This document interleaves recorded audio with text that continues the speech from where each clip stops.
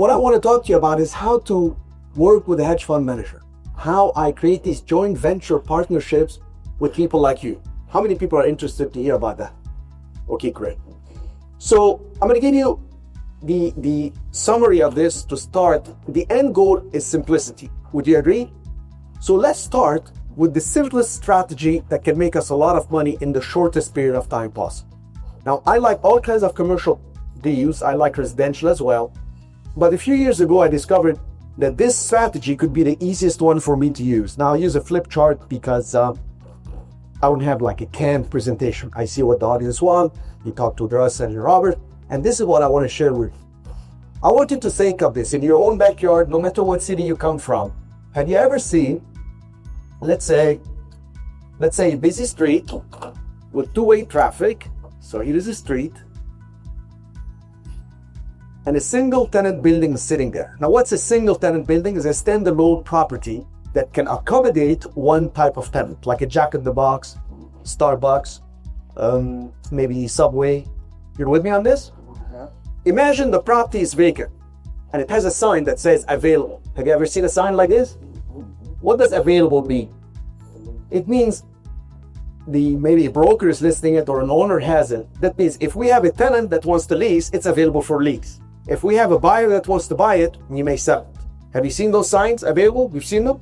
Or do you think an empty property would sell at the same price as if it was occupied? No, it's more valuable if it's occupied. We're in agreement on this? Yes. Would you agree with me that if occupied by a good tenant with a long-term lease, it will even become more valuable? Yes or no? So do you see an opportunity here already? Putting a property under contract when it's vacant and lining up a tenant that's willing and able to come into that location with a long-term lease. Could that be profitable, yes or no? Now, so conceptually, what we're trying to do is find a problem and solve it. So here is, I'm gonna walk you through the steps and you tell me if this works for you. So what I do is I train people to do this, and I've done it several times among many other joint venture partnerships I do with the fund. So I have my own money in the fund. I've done very well, thank God. And I have investors that give me money to deploy, and I like this strategy a lot. Why do I like it? Because it can work anywhere in the country, even in small towns, precisely the same way. So now, let's say you're driving on that busy two-way traffic street, and you see this empty property. So you call, and it's a broker. Let's say it's a broker. And you ask the broker, how much does the owner want for this property? And the owner says, $1 million. Now, by the way, if this 1 million is too big for you, eliminate the zero. If it's too small, just add a zero. Just understand the concept for it. And he says, my owner wants $1 million. And your first reaction is the flinch. $1 million? You understand? That's a flinch. Wait to negotiate. And you pause and you wait. Usually people negotiate with themselves. So the person is going to say, well, it's vacant now. If it gets rented, it will be worth probably over $1 million. The owner wants to sell, they inherited the property, or they lost the tenant. They'll tell you a little story about the property. Now, can you offer them less than $1 million, yes or no? How much would you offer? So let's say half is 500, maybe too low. You say $600,000. Let them make the offer. Let's say they come back and they say, all right, you can put it under contract for 600. Now, do you have a short term to actually do the due diligence, or a longer term than residential real estate? You have longer term for a due diligence. So number one thing you do, you put it under contract to purchase it. And when you put it under contract, let's say for 600,000, you have usually between 30 to 60 days to perform a due diligence. What is a due diligence? It's a period during which you, as a potential buyer, can actually inspect the property and see if it fits your needs. If you can get the financing, if you can use it. Let's say you're a business owner, you want to know if you can get the permit to operate. Let's say you want to lease it, you want to know if you can get a tenant, etc.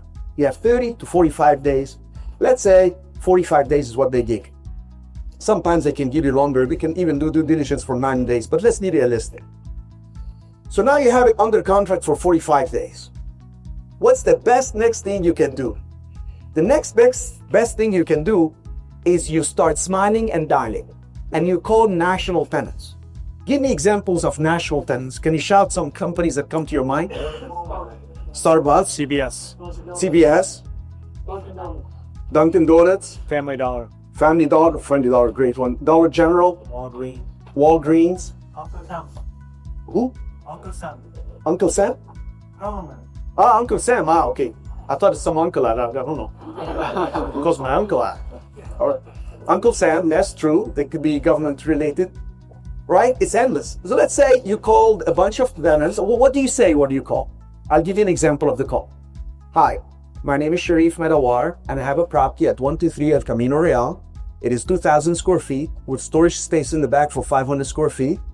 The street is very busy. Neighboring tenants are, there's a Starbucks in the corner, there's a Dunkin' Donuts on the other side, there's a Jumbo Juice across the street. Would love to rent it to a national tenant. If your company is interested, please call me back at this number. You're with me? Now, if you're too nervous, what I do with the people I do joint venture with, I actually give them the script. I say, read it.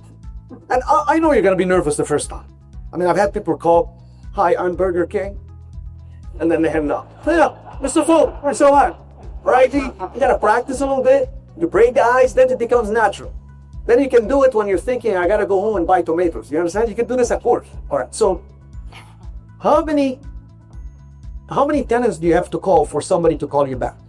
There's a degree of luck in this. Would you agree? But all you need is how many tenants to call you? One. When one tenant calls you, what do you want them to give you? An LOI. What's an LOI? Letter of intent. So let's say Subway calls you. Now Subway is a great one because they always grow. Quiznos announced a couple of years ago they want to grow 5,400 new units. Now why do these food franchisors want to grow? Because they have a lot of people that call them, like Subway for instance, they have people that call them and say, hi, I'm sick and tired of my corporate job. I saved $150,000 and I want to be an entrepreneur. I want to give you $150,000, give me a store so I can sell sandwiches. You understand what? We want these people. These people are needing a 10-hour-a-day job in corporate America to go work in a job where they own the business. And they have people working for them. Great, if they do well, they can expand. But the beauty is, when I get the call back, it's from Subway telling me, we would like to lease that space. And who would like it for 10 or 15 years? How would you like to work once and get income for 10 to 15 years? Now, I know some of you are like, what am I going to do for 10, 15 years? I don't know. Go play. Go do another one.